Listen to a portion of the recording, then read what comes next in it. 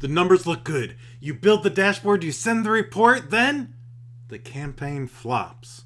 Turns out the data was dirty, and nobody caught it in time. Dirty data doesn't just break reports, it breaks decisions and trust.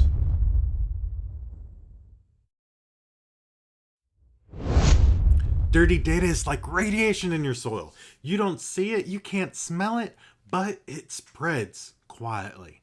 And if you don't catch it early, it contaminates everything downstream in your business, your KPIs, your reports, and your team's credibility.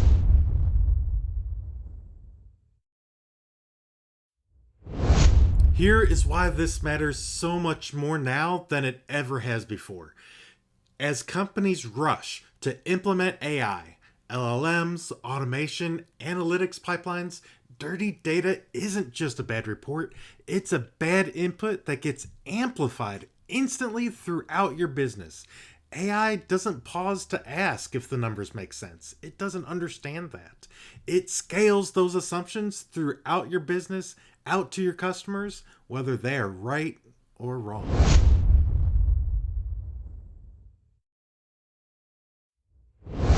I had this one client that had been running a precision email campaign. They had filtered their data by revenue, verified email addresses, and region, and everything looked clean on the paper. But 20% of the emails ended up being mistyped, revenue values hadn't been refreshed in months, and the verified flag wasn't even wired to an actual field in Salesforce anymore.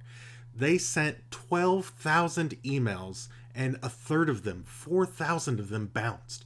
The sender domain got flagged, and the marketing team stood in front of their senior leadership with this high confidence segment, and it had backfired. When the senior leadership had asked why, the marketing team just pointed at the analytics team. They didn't own the logic, product owned the field, marketing used it, and sales overrode it all the time. Nobody was doing any validation. It took 2 weeks to fix the sender reputation, and by then the campaign window had long since closed.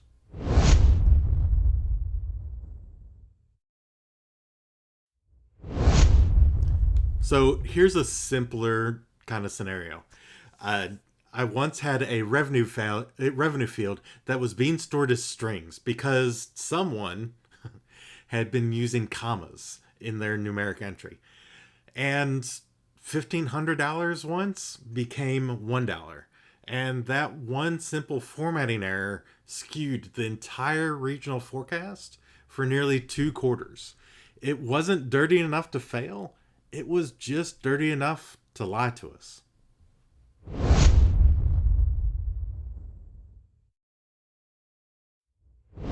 Dirty data doesn't just mean null values.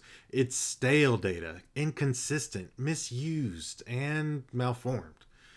Let's take a look at what this might look like. So here you've got countries. Let's talk about United States. We have, could be USA, it could be US, could be United States, could be United States, because somebody misspelled something. Then you have some free text industry fields that people, again, are going to misspell things, not put spaces, all kinds of weirdness. You have empty or reused customer IDs that can happen, nulls in columns marked required by someone who has never enforced it. And unless you're validating all of this at ingestion, again, making sure that you're shifting left, these things are going to slip right in. By early and shifting left, I mean before the first transformation.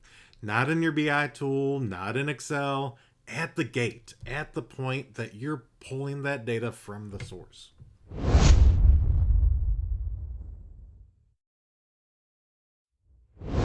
Here is how to take it seriously. Validate everything at the edge. Forms, APIs, flat files. Have those conversations with your software engineers to make sure that validation is in place at the time of data entry. Use controlled vocabularies. Standardize industry names, geographies, roles, etc. Make sure that they're drop downs so that people don't have an opportunity to misspell things or spell things differently. One such example is there are two legitimate ways to spell canceled, with and without a double L. So keep in mind, make things consistent across your systems. Deduplication across fields, not just with email, but with ID and behavior. Build sanity rules. No revenue under $0. You don't want a negative revenue popping in there. And no join dates that are in the future. So you can't have customers that join your business or join a subscription that are future dated. You can't have sales transactions that happen in the future. Assign ownership by data domain. If no one owns it, then no one is validating and protecting that data. You can do these things with tools like DBT, Great Expectations, PySpark, or even as simple as using SQL. The tool doesn't matter. The mindset and consistency does.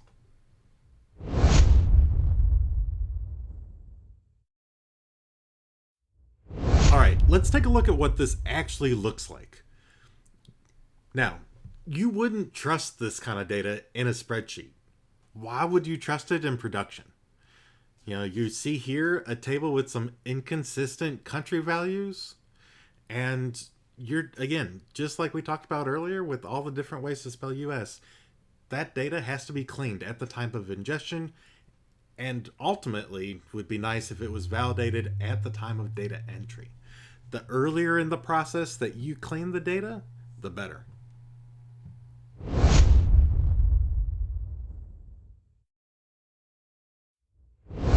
All right, so here is an actual Python script that we are going to take a look at. Cleaning. We're going to look at cleaning customer emails here before they hit your data warehouse. So we're going to use the PySpark library. We're going to use the functions. We're going to bring in the column, col, and the lower function from that. And we're going to create this data frame that checks for nulls. We're going to, you see column email dot is not null here. And then you're going to check and make sure that the string of that email looks like an email address, right? You have some characters, you have an @ symbol, you have some more characters, a dot, and then you have your 3-character extension. So we're making sure and we're creating that clean data frame. Now, be sure that you're doing this, again, early on before your first transformation. So you're cleaning this data early. You're rejecting any bad rows before they become business metrics. Now, be sure that you also go out to our Data Engineering 101 episode about building resilient pipelines, where we talk about a lot of data quality and data cleaning methods, and talk about the concept of not only cleaning the data, but also sending the validated data directly to production into your staging tables, and then taking the data that's not valid and quarantining it so it can be reviewed and cleaned, and then ultimately also pushed into production as needed. Let's be real. Clean data isn't just technical. It's cultural. It is about every team that touches that data, whether you're sales, operations, production, support, or the data team. You all shape the truth. And if everybody's not aligned, your dashboards never will be. So make sure, again, the earlier in the process that you fix the data, talk about the data with those teams, talk about the importance of having clean, validated information at the point of the entry, at the point that people are putting the data in the system.